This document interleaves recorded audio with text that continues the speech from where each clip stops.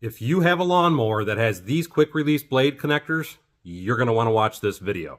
Because today I'm going to show you how to remove these garbage quick release connectors and install these common craftsman blades that you can find at any hardware. I have a 7400 Pro Series craftsman lawnmower with a 54-inch blade cut. When I bought this lawnmower, it came with these little holders on it. And these things were great in theory. The first time I ever used them, they already seemed a little beat up. But over time, because there are plastic parts on these, they've just totally worn out. I've had to replace 2 of these on my tractor for the price of $128 a piece. Blades are also expensive. They're about $89 a piece, and I'm just tired of dealing with it. So what I did is I went to my local family farm store, I went to the lawn and garden area, and compared the center mounting stud to several of the blades. And of course, Craftsman and Husqvarna blades fit this exact same measurement.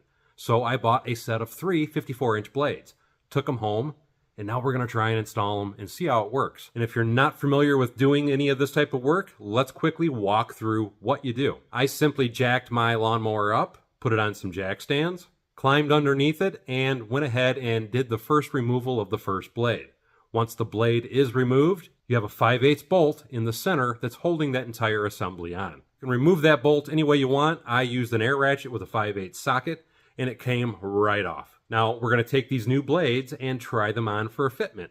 And just so you can get a nice clear look at the part number and everything on these, again, these are just a standard 54-inch set of blades, and these are universal. They are for Craftsman or Husqvarna. The thing I do want to point out is I made sure I got them where it has a bend on either side to come down a little bit.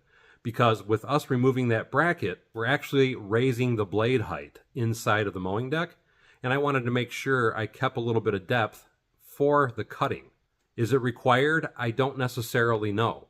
But looking at the bottom of the tractor, you have the bolts that are actually holding the bearing assembly into the mowing deck.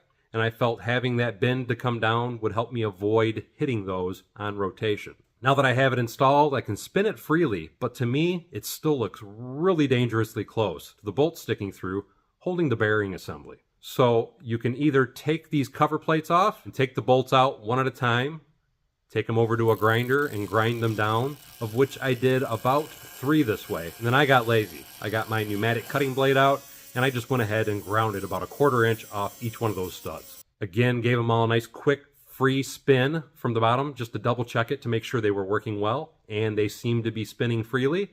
So I put everything back together, got everything off, got it all switched out, and let's go take this thing for a ride. I could not be happier with the end result. This is cutting amazing. This honestly cuts better than the original blades, and it's saving me a ton of money. Because now every time I have to replace the old cheap blades that worked with these garbage connectors, I'm only having to spend $59 a set for the blades.